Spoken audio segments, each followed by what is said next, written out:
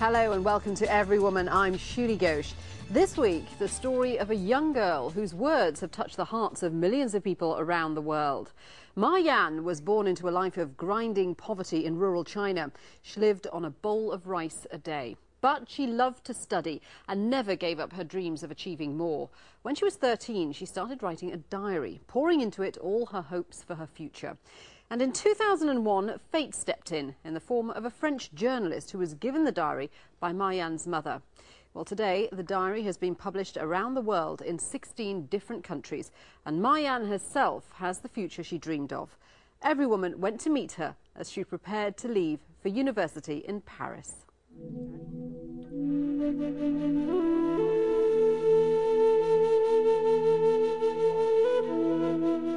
If you look down at the village from high above, it's only a vast expanse of yellow land.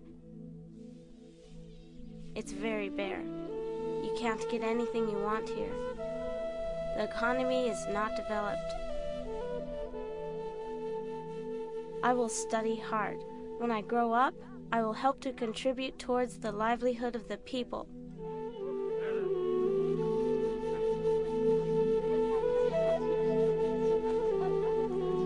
My name is Ma Yan, Ma meaning horse and Yan meaning swallow. I am a strong-willed girl who likes to win. From my horoscope, I like to dream but yet resist destiny. Therefore, I think I am a strong girl, a girl who struggles against fate. It was a simple diary that transformed Ma Yan's fate. Whereas most girls in this remote corner of the western Chinese province of Ningxia would have been married off in their teens, Ma Yan is now preparing for the biggest change of her life, a move overseas. My plan now is to study abroad. I believe I will be able to go overseas soon, to France, but I'll have to learn some French. In the summer of 2007, Ma Yan achieved a goal that had once been an impossible dream. She passed her university entrance exam, becoming one of the first girls from her village eligible for a higher education. But her dreams have grown alongside her success. She's now going to Paris, where she will live with a French family with the aim of soon enrolling in a French university. I hope that life there would be a bit more relaxing and that I can obtain better knowledge and one day return home to serve my country and contribute towards society. As a young girl, Ma Yan kept a record of her day-to-day experiences, not knowing that it would eventually be published in 19 countries and inspire children around the world.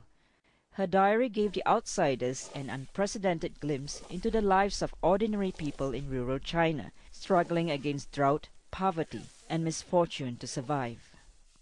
Before Ma Yan's diary was published, I think very few people outside of China knew what Ningxia was. I think very few people outside of China were aware of what was going on in China's countryside.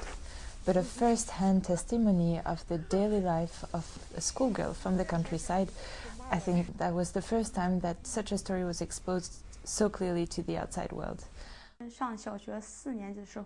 When I was in primary 4, students were required to write a diary. At that time, my parents were working out in the fields. The three of us, me and my 2 brothers, were left at home. There were lots of chores, so I wrote down all the things I did and all my thoughts inside the diary. I also penned my feelings and how I missed my parents.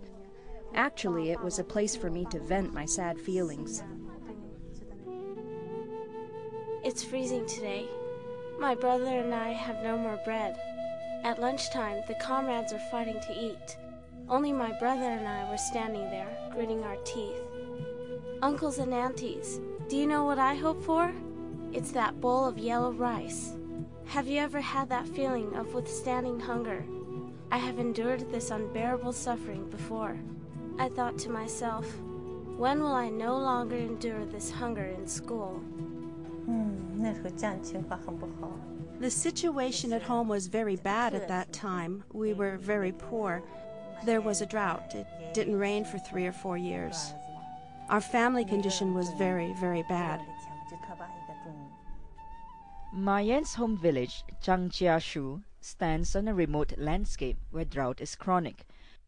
With unproductive crops, many villagers turn to the back-breaking work of collecting a moss named fa chai, a popular delicacy in the prosperous cities of the east.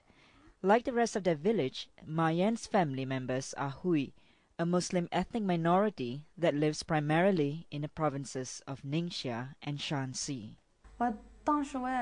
I understand my parents' pain at that time. My mother was sick. She had gastric problems. It was quite serious. I was sad, but I was even sadder to see my parents because they had to go to faraway places to work in the depths of winter. My heart ached for them.